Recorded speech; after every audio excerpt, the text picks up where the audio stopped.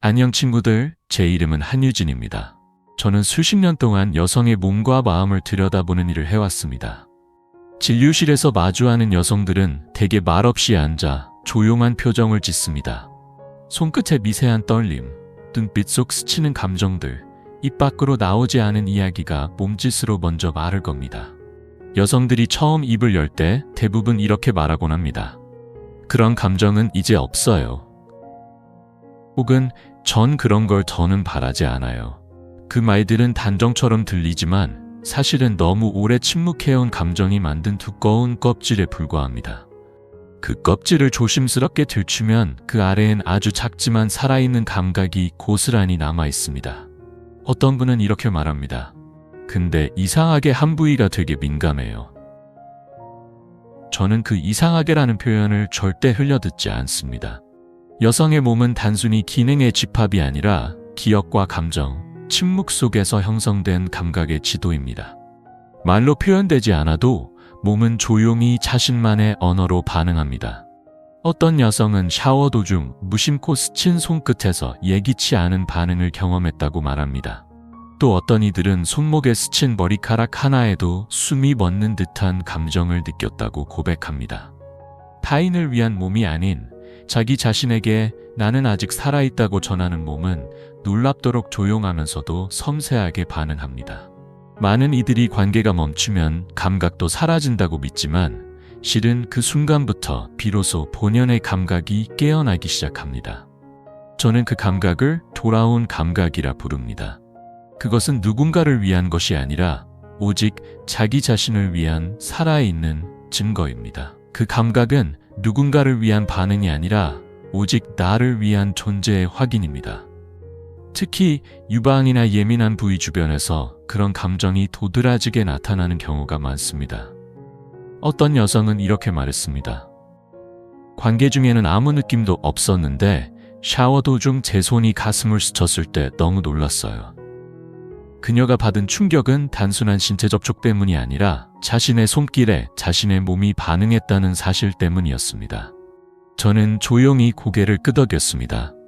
여성의 몸은 타인의 손보다 자신의 태도에 더 민감하게 반응합니다. 감각은 누군가가 만들어주는 것이 아니라 자신을 바라보는 시선과 태도에서 시작됩니다. 또 다른 여성은 목덜미에 스친 머리카락만으로도 심장이 뛴다고 했습니다. 목의 곡선, 어깨를 따라 허리로 이어지는 부드러운 선들은 너무 오랫동안 아무도 관심을 두지 않았던 영역입니다. 감각은 언제나 중심부에서만 일어나는 것이 아닙니다. 오히려 외곽에서 시작해 천천히 중심을 향해 스며드는 법입니다.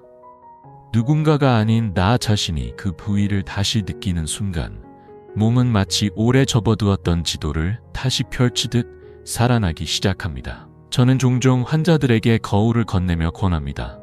한번 천천히 자신의 몸을 바라보세요. 그러면 많은 이들이 망설입니다. 그런 건 해본 적 없어요. 민망하고 낯설고 어쩐지 두렵기도 해요. 저는 그 마음을 누구보다 잘 이해합니다. 그 두려움은 자신을 감추고 살아온 긴 세월의 흔적이기 때문입니다.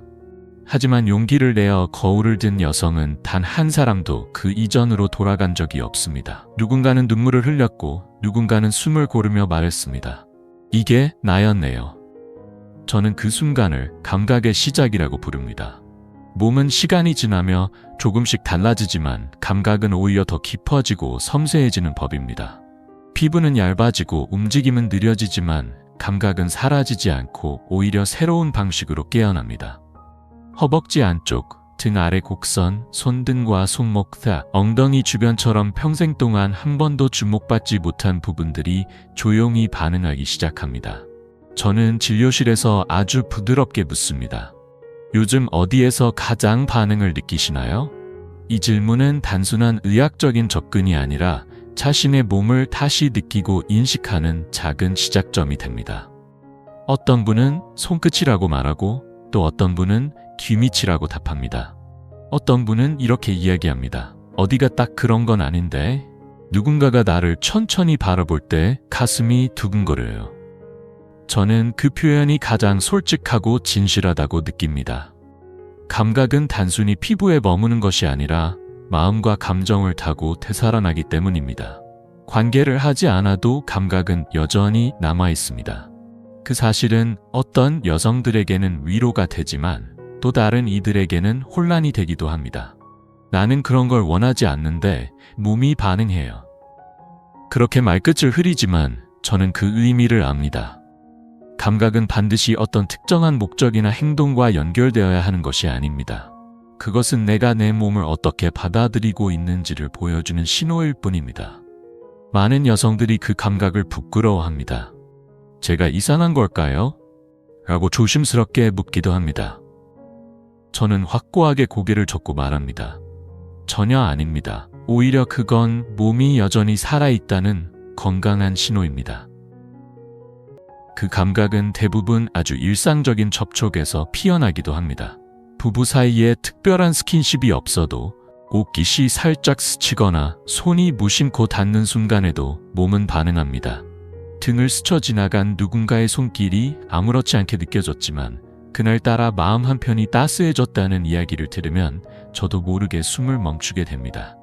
또 어떤 분은 잠든 남편이 손을 잡아준 채 함께 잠들었는데 새벽에 이유도 모른 채 눈물이 흘렀다고 조용히 고백합니다. 감각은 몸에서 시작되어 마음 깊은 곳에 닿는다는 사실을 그 순간 다시금 확인하게 됩니다. 한 여성은 거울을 마주하지 못하는 이유로 외음부 근처에 생긴 주름을 말합니다. 또 다른 이는 색이 변하고 탄력이 떨어진 자신을 보며 불편한 감정을 털어놓습니다. 보기 싫어요. 닿는 것도 싫어요. 그 말 속에는 몸에 대한 부끄러움, 자기와의 단절, 그리고 오래된 감정의 상처들이 얽혀 있습니다.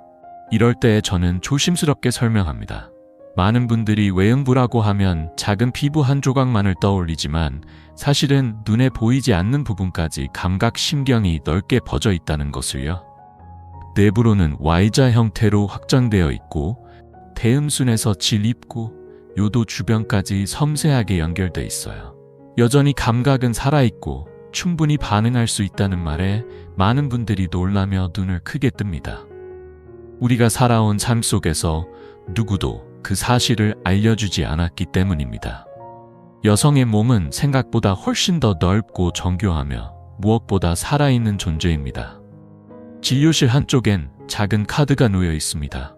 저는 가끔 그 카드 위에 한 문장을 써보라고 제안합니다. 당신의 몸이 지금 가장 반응하는 곳은 어디인가요? 처음엔 웃으며 넘기거나 망설이지만 시간이 지나면 조심스럽게 펜을 들어 자신만의 감각을 적어 내려갑니다. 어떤 이는 목덜미, 어떤 이는 허벅지 안쪽, 어떤 이는 그 사람의 시선이 머물던 그 순간이라고 적습니다. 그 조각조각의 메모들은 단순한 반응의 나열이 아닙니다. 그것은 잊혔던 감각을 되찾는 시작이자 자신을 향한 깊은 회복의 서사입니다. 그 문장은 마치 인사말처럼 가볍지만 그 안에 담긴 의미는 결코 가볍지 않았습니다. 저는 아직 살아있는 것 같아요. 이 짧은 한 줄은 진료실의 긴 하루를 마무리하는 제게 오랫동안 남는 여운을 주었습니다. 그 말은 단순히 생명에 대한 확인이 아니라 스스로를 다시 바라보고 자신의 감각을 인정하기 시작한 누군가의 용기 있는 고백이었습니다. 그 작은 문장이야말로 오랜 침묵과 부끄러움 속에서 조심스럽게 피어난 생의 자각이자 자기 존재에 대한 다시 쓰는 선언문이었습니다. 책상 위에는 그녀의 메모와 함께 다른 환자들이 남긴 편지들이 나란히 놓여 있습니다. 그 어떤 문장도 똑같은 것이 없었고 그 어떤 반응도 가볍게 여겨줄 수 없었습니다. 목덜미 쪽이 요즘 예민해졌어요. 샤워할 때 손끝이 가슴을 스치면 깜짝 놀라요. 그 사람의 눈빛만으로도 심장이 뛰어요. 이 모든 고백은 감각이 다시 움직이고 있다는 분명한 증거였습니다. 여성들이 다시 자신의 몸을 느끼고 그 감각에 이름을 붙이며 부끄러움이 아닌 호기심으로 자신을 대하기 시작하는 이 변화는 단순히 몸의 회복이 아닙니다. 그것은 삶에 대한 태도의 전환이며 오래도록 소외되어 있던 자기 자신에게 다시 말을 걸기 시작한 순간입니다. 어떤 이들은 친구와 함께 병원에 와서 나란히 앉아 조심스레 메모지를 채워나갑니다. 두 사람은 서로의 단어를 바라보다 조용히 웃음을 나눕니다. 저는 그 모습을 보며 생각합니다.